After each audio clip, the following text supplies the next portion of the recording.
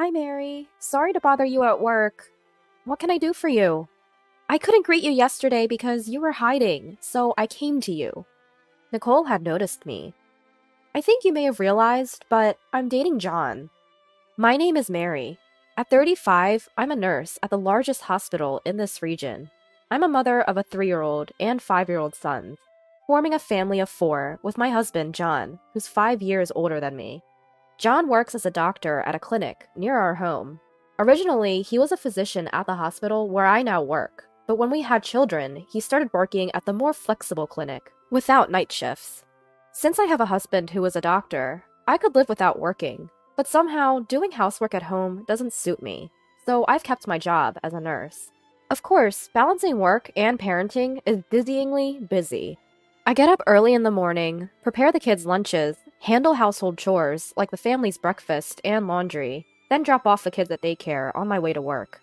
But considering my restless and impatient personality, I think it's better to be this busy.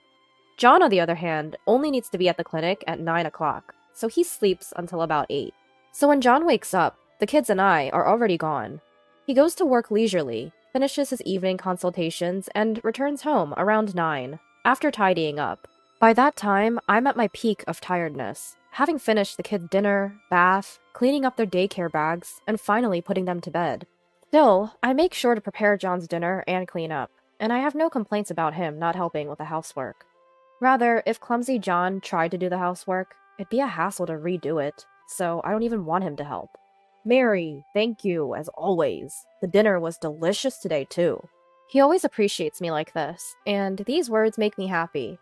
How about we go to the zoo this Sunday? Really? Sounds great. I think the kids are gonna love it. On his days off, he plans to take them out like this, so they love their dad. At the zoo we visited on Sunday, our kids were running around and seemed really happy. They made me smile, naturally, thinking that this is what happiness feels like. Here you go, Mary. Huh? What he handed me was a cute cell phone charm with a blue penguin on it. It's a matching pair. Then he showed me his cell phone with a light blue penguin charm. I felt a bit embarrassed, like a pair of high school sweethearts, but it warmed my heart. Thanks! It's a bit embarrassing, but I'm happy. You know, penguins are quite loyal, and some spend their entire lives with the same partner. I chuckled hearing John's comment. I thought to myself, we will probably be like the penguins, and always stay together. But who knows what life has in store for us. One day, after finishing work on time, I was rushing out of the hospital's bike parking lot, heading to the daycare. Are you Mary? Yes, that's me. An unfamiliar young woman addressed me. Maybe she's a nurse from a different department. If she was such a beautiful woman with long hair, she would certainly be the talk of the hospital. But she was definitely someone I didn't know well.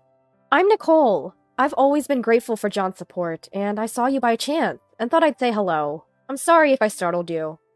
Oh, you know my husband. Are you here for a checkup today? No, it's just a coincidence. I'll leave now. As Nicole walked away, I felt a sense of discomfort. It was unlikely she had any business in the bike parking lot, which is only for staff and located behind the hospital. She must have been waiting for me, but what for? Feeling uneasy, I glanced at my wristwatch and hurriedly pedaled my bike towards the daycare. That night, as soon as John came home, I asked him about it. John, a woman named Nicole came to the hospital today and greeted me. Who is she? Huh? She went to see you. John seemed very surprised. She's a nurse at my clinic. Why would a nurse who works at your clinic come to greet me? Well, I don't know. I'll ask her the next time I see her. I felt a sense of mistrust towards John, who seemed eager to end the conversation quickly. The next time I saw Nicole was about 2 weeks later, in front of our house. It was when the daycare had called me at work because our eldest son had a fever and needed to be picked up. I was biking home with our 2 children, and I saw a figure in front of our house. I instinctively hit the brakes and pulled my bike over to the side of the road. They were a bit far away, but I could unmistakably recognize John and Nicole. I pulled out my cell phone and called John, just to make sure. Hey, Mary, what's up? I'm quite busy at work now. Even though he was obviously in front of our house, he was saying such a thing. I'm sorry. Our eldest son has a fever, so I'm about to head home. I thought I'd let you know. I see. Understood. I'll try to come home early today. With that, he hung up. The 2 in front of the house immediately started walking towards the clinic, so I waited a bit before going home. Fortunately, despite the fever, my son seemed to be in good spirits, so there wasn't too much to worry about. But as they say, it's best to stay alert. I made sure he was sitting quietly, watching his favorite cartoon, then served some snacks and took a moment to relax. The image of John and Nicole kept flashing in my mind. I didn't want the doubt, but I hated the part of me that suspected infidelity, and clutched the penguin charm on my cell phone, as if praying. In the evening, as promised, John hurried home and showed concern for our son. He's such a family-oriented man. He couldn't possibly be having an affair, or at least I wanted to believe so. Mary? Is something wrong? John, did you come home this afternoon? Why? Seeing John clearly disturbed, I felt my suspicion was nearing conviction. No, nothing. It seemed like the position of the chair was changed. Thought maybe you came home for lunch. No, I didn't come home. Maybe it's just your imagination. He said this with a laugh, and he started reading the newspaper as if he wanted to end this conversation quickly. Just my imagination, huh? I let it go at the moment, but went to bed with an uneasy feeling, our conversation still hanging in the air. The next day, our son's fever had subsided, so I dropped him off at the daycare and returned to work. While I was working, the head nurse informed me that there was a visitor. Wondering who it could be, I went to the designated lobby and found Nicole standing there. Hello, Mary. Sorry for interrupting you at work. What can I do for you? I saw you hiding yesterday and thought I should say hi, so here I am. Nicole had noticed me. I thought you might have realized by now, but I'm dating John. While she had spoken quite formally during our first meeting, her flirtatious manner of speaking was now irritating me. Even though she's clearly over 20, the type of woman who still talks like that in public is usually a bit pathetic. John said he doesn't like older women like you. He said he prefers young girls like me. So I was thinking it's probably best if you step aside. You get what I'm saying? Not really. John and I are dating. You get it now? Look, here's the evidence. How thoughtful of her. She opened her smartphone and showed me a picture of them together. It showed them in a hotel room, looking happy in their robes. Was his recent business trip a lie? Seeing my stern face, Nicole smirked with satisfaction. Now you get it, right? Hurry up and get a divorce, old lady. Having said what she wanted to say, she cheerfully left the hospital, satisfied. I felt like a decision was being forced upon me. But I had already made up my mind, so there was no doubt. It was just that the time had come sooner than I had anticipated. I immediately got into action. I told the head nurse that I was feeling unwell and left work early, also applying for leave for the next day. Although she looked puzzled at my sudden high spirits, I managed to get her approval, and I quickly headed to my destination. The showdown would be tomorrow. The next day, I was in the director's office of the clinic where John works. Sitting across from me was my father, who was also the director. He was looking at the photos and documents I had laid out on the desk, crossing his arms and looking serious. Yes, from the day I first met Nicole, I had hired a detective agency to investigate infidelity to dispel the discomfort I felt. Fortunately, I had money, so regardless of the outcome, I thought of it as an investment for my family to live positively, and had commissioned an investigation for a month. Because of Nicole's contact, I hurriedly went to get 2 weeks' worth of evidence. But the result was damning. It turned out that she had accompanied him on his recent business trip and stayed in the same room. Even in their daily lives, during the break between morning and afternoon consultations, they had spent time together at our house almost every day. My father made a bitter face, but he raised his face with a determined look. Mary, what do you want to do?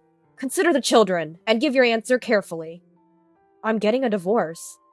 I felt bad for my father, but my mind was already made up. Seeing my immediate response, he sighed and asked me to wait a while, then called John on the internal phone. After a while, when work seemed to have settled down, John, who didn't know anything, came in and showed a smile when he saw me. Mary, you're here! Are you off work today?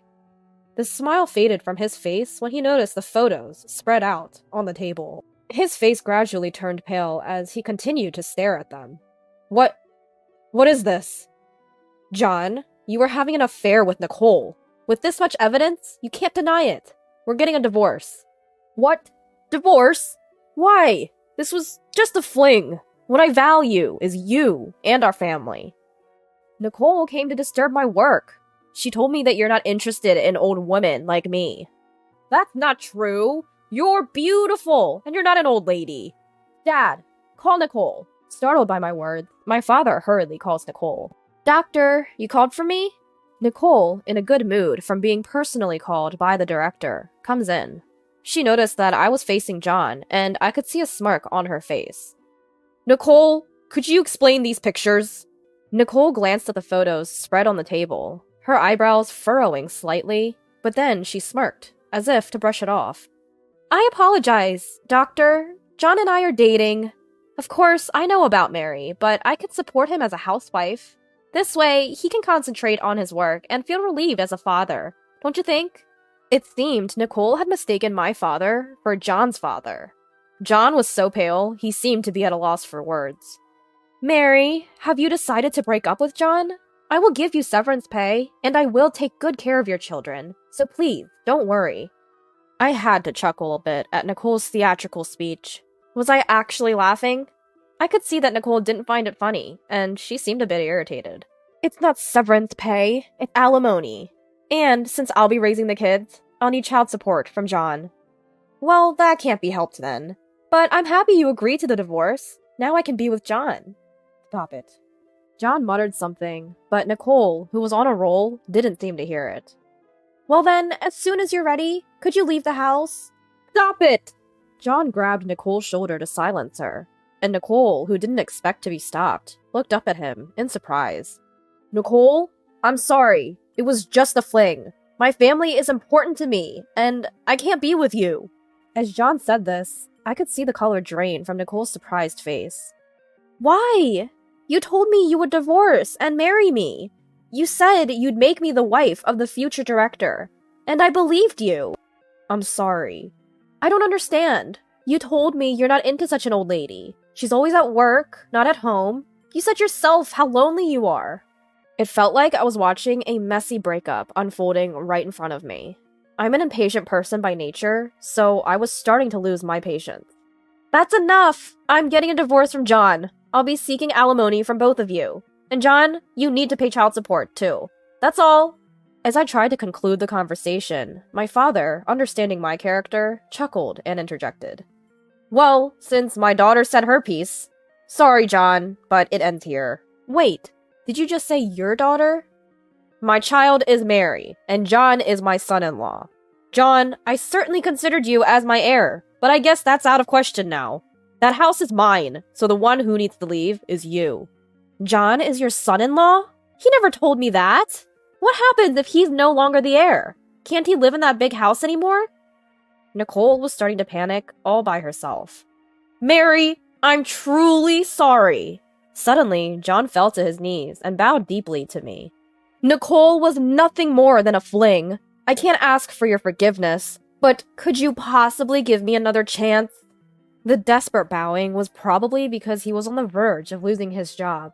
But no matter how deeply he bowed, I couldn't forgive him. Apart from the affair, I had another reason why I could never forgive John. That's impossible. Do you recognize this? I pulled out my cell phone and showed him the blue penguin charm. Seeing John's face turn pale, I knew he was guilty. I had noticed something when John came to the hospital yesterday and showed me the photo. I was so happy with this charm. You bought matching ones for us and told me about how penguins mate for life. I was truly happy. I had the blue penguin, and you had the light blue one. But Nicole, you also have the light blue one on your phone, right? Did John buy that for you? Yes. John, admitting defeat, confessed that he had bought it. That's why it's impossible. We should break up. Nicole has the exact same one, not just a different color. That tells me enough about your feelings. I can't forgive you, no matter what. Please, Mary. John, I am truly outraged as a father that you betrayed my daughter. And Nicole, you disrupted the discipline of the clinic by having an affair with John, who has a family. As a clinic director, I must punish both of you, so be prepared for that. I'm so sorry, but please, let me keep my job. We'll go through lawyers from now on. You both can leave for today, and from tomorrow, you'll be on paid leave. You don't have to come to work. Hold on. I don't understand. John, you are a doctor. Can't you just work somewhere else? quit this small clinic. Let's start over. Please, Nicole, let's break up. I never intended to lose my family or happiness.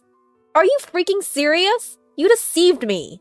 My father sternly rebuked the bickering of John and Nicole and kicked them out. John had always insisted that the family was all that mattered to him. Then why did he do something that betrayed us? I didn't want to go back to the house where John and Nicole apparently spent every day during the day together. So I asked my father to let me and my children live at my parents' house for a while. Upon arriving at their house, I felt relieved, and even though it wasn't yet evening, I collapsed into a deep sleep. When I woke up, it was pitch black, and I was startled. But upon checking the clock, I realized that it was midnight, and that I must have been exhausted. I noticed my cell phone was lit up, and when I checked it, I found numerous missed calls and text messages from John. I didn't want to hear his voice, so I read through the messages, all of which were apologies and excuses for his affair. I read some of them, and at the end, I found a sentence where John was asking for my father's intervention because he felt remorse. And this caused me to let out a cynical laugh. After all, he had probably just wanted to secure his position at the clinic. I was so furious and pitiful, I forcefully tore off the penguin charm from my cell phone and tossed it into the trash. Suddenly, I was overcome by a wave of immense sadness and began crying. One tear led to another, and soon I was sobbing out loud, even though it was the middle of the night. My mother, who had been sleeping, woke up and came to check on me, staying with me throughout the night. Family is truly warm. The more I thought about wanting to create a family like this, the harder I cried. The next morning, when I woke up, I felt much better. My mother was worried, but I've always been the type to move on quickly. I had completely severed all emotional ties with John. That very day, I met with a lawyer that my father had introduced me to, and quickly arranged for alimony and child support payments. I decided to leave everything else up to the lawyer and return to my daily life. It took longer than expected, but eventually the lawyer reported that the divorce was finalized. John had apparently put up quite a fight, not wanting to let go of both the marriage and the clinic. In the end, however, he agreed to a settlement after being persuaded by the lawyer that he had no choice of winning in court. The moment the divorce was finalized, Nicole and her parents somehow found out and rushed over to pressure John into marrying Nicole, and he was unable to refuse. Because we had a child, I had demanded a substantial alimony payment. John was also forced to pay the child support in one lump sum, leaving him with almost no money. Apparently, Nicole was furious that things didn't go as planned, and she had completely given up on housework, leading to constant arguments between the couple. The lawyer informed me of this. Moreover, my father might run a small clinic now, but back in the day, he was a department head at a large hospital. Thanks to that, he's got a wide network, and the news about John's situation spread like wildfire in this area. It seems he's having a hard time finding employment as a doctor, anywhere. I don't know if he'll leave this town or find a different job, but honestly, I couldn't care less now. My father decided to rent the house we used to live in to someone he knew, because I had expressed I didn't want to return to that house, no matter what. I've decided to build a new home for my family of 3, with my own money. Until it's ready, I plan to stay at my parents' house to take care of my children. I am still young, and I jokingly mentioned to my parents that I'm wondering if there might be someone else out there for me. They laughed, calling me impatient.